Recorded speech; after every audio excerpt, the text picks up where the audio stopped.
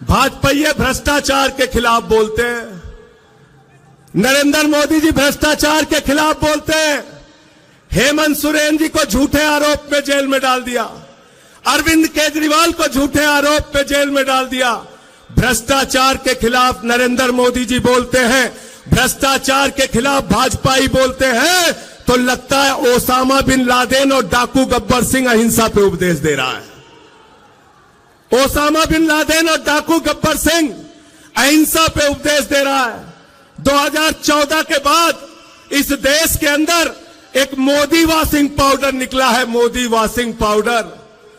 वो चुटकियों में सारे दाग धुल देता है, चुटकियों में सारे दाग धुल देता है।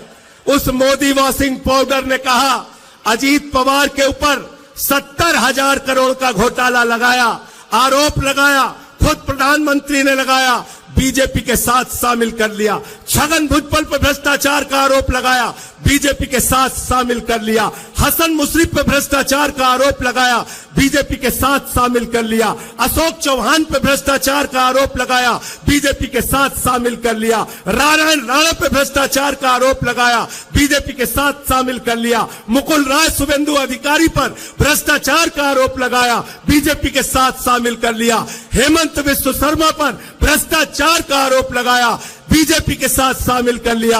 बीजेपी का नारा है जो जितना बड़ा भ्रष्टाचारी वो उतना बड़ा पदाधिकारी।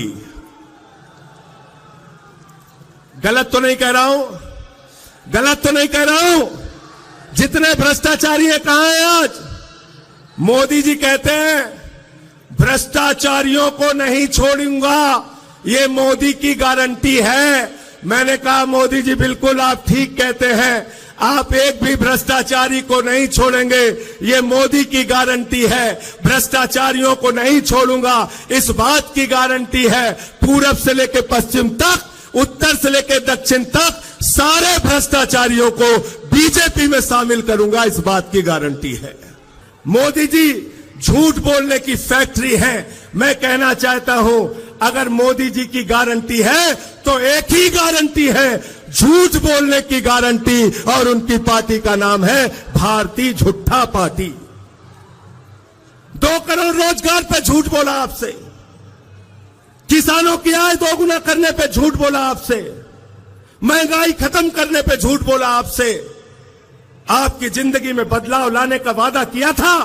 कहते थे भाइयों और बहनों घर से निकलना तो गैस का सिलेंडर देखकर निकलना।